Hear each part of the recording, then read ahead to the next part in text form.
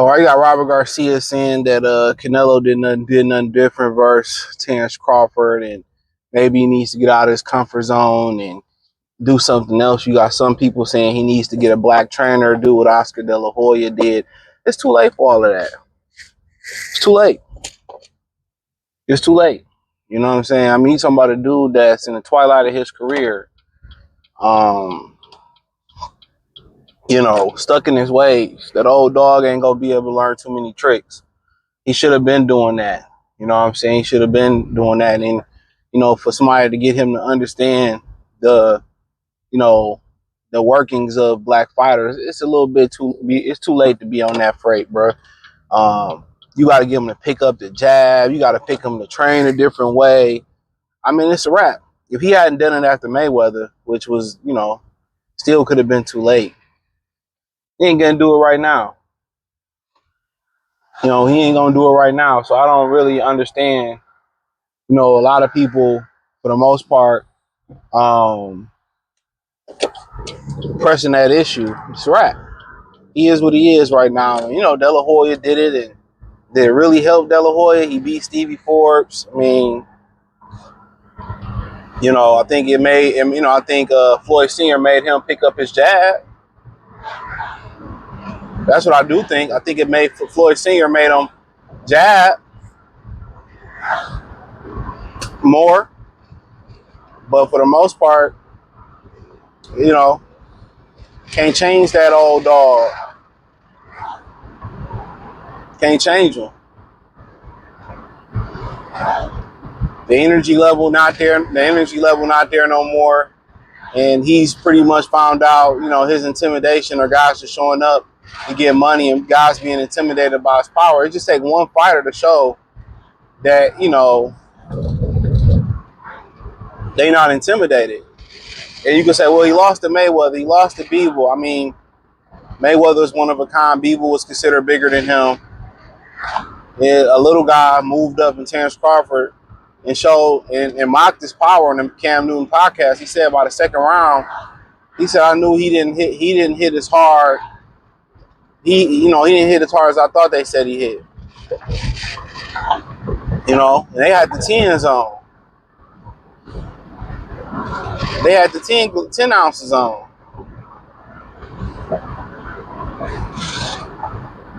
So, now guys may come in there and may not fear him like they once did. But all that, changing it up and need to do this. Man, there's some of the shit people were saying. I was saying after the Mayweather fight, I said he ain't getting no better. He ain't do too much shit different. And people say, oh, you just have. I'm not hating. I told y'all. Only thing he did better was the matchmaking. You got to remember, only reason he fought Erislandy Lara is because Lara took the microphone from him after he had a fight. You remember that? Then after that, they stopped letting people get anywhere near close to the podium in the post-fight press conference with Canelo Alvarez. They let nobody get in the ring or nothing. They've been starting that pussy-ass shit. Remember Anthony Joshua and Wilder? It was rumors that they wouldn't allow Wilder to get into the ring. So this type, this it's all that pussy shit happened with this generation. And what's crazy to think about it is most black trainers will take Canelo. Most black fighters will take Canelo. All these motherfuckers, they willing to share our secrets with the other for a dollar amount. They don't value the culture at all.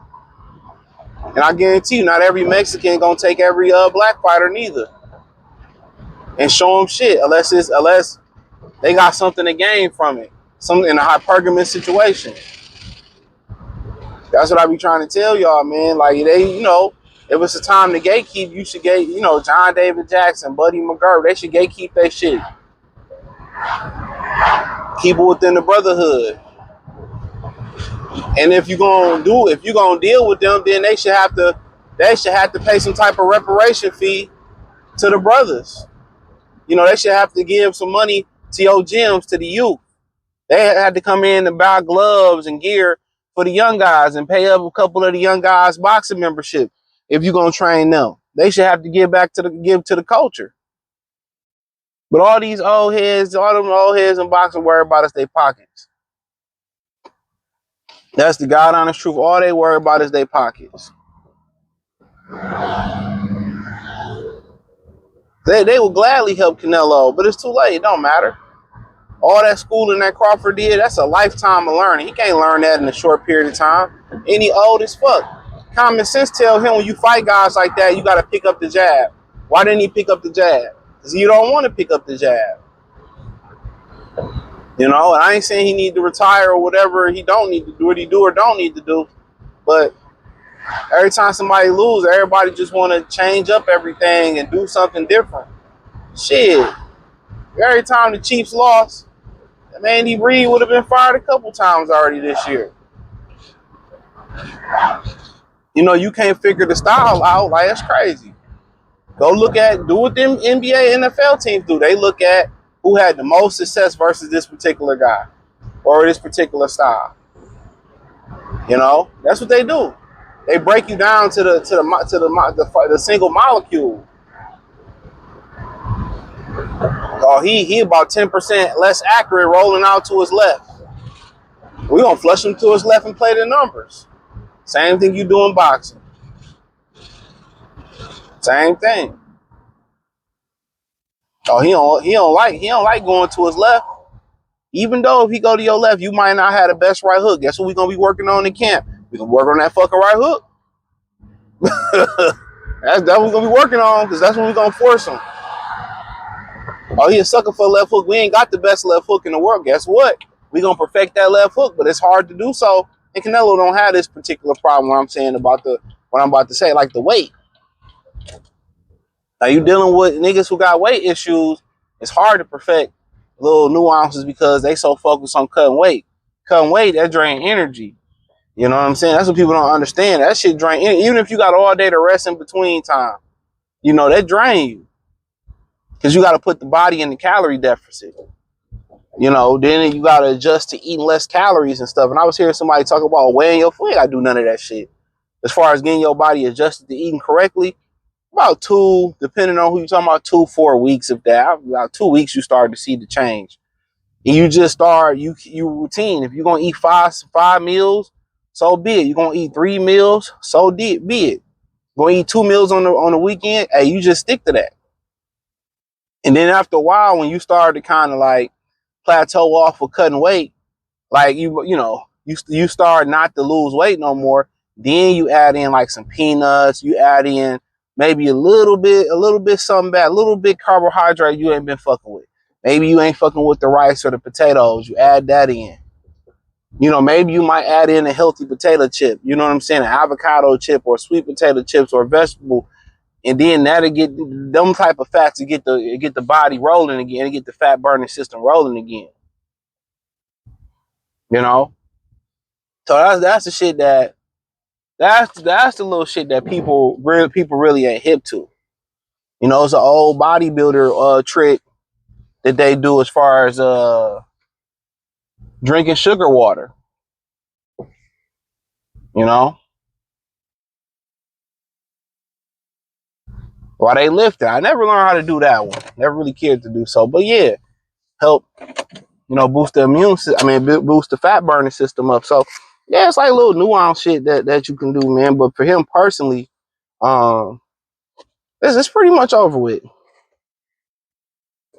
You know, you are who you are at this point. Guess what? As you climb the weight classes, you don't run into those styles as often as you do in the lower weight classes. You know, every once in a while, you get particular guys that are exception to the rule, that's slick or hard to hit, like a Michael Spinks or Roy Jones Jr. or James Toney, but those are few far in between. The bigger the fighters get, the less athletic or the less slick they usually are. Like I said, you'll get a James Toney, you get a couple of those guys like that, but for the most part, he can avoid the rest of those guys and be good. There ain't too many of them guys left. So that's when you start creeping above like super middleweight or middleweight, super, ain't too many of those guys left. So kind of get away with it, but for the most part, it's too late. I know they say, well, they never too late. It's too late, nigga. Too late. It's okay. You know, he could have fought Benavidez. Make sure my mic on. He could have fought Benavidez, but he didn't. And that's a style which, you know, he just felt like he didn't have the energy to keep up with Benavidez. And that's why he had been in the inside tagging that body. But at this point, he just a one punch at a time fighter. He ain't boop, boop, boop, boop. Nah, man. You gotta be boop, boop, boop. Step in. You know, because ain't neither one of them motherfuckers using that jab. He just felt like he would have got knocked the fuck out by Benavidez. The thing would get knocked the fuck out by David Benavidez. People on Canelo was, oh, you know, he passed the torch to a Mexican, and okay. But a little guy coming up there beating on you like that and hurting you like that, like, you lost all credibility. Really, he shouldn't even be a Hall of Famer no more after that.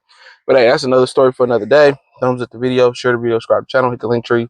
Find me everywhere from X, Instagram, Facebook, Kick, Twitch, Patreon, the whole nine. Peace.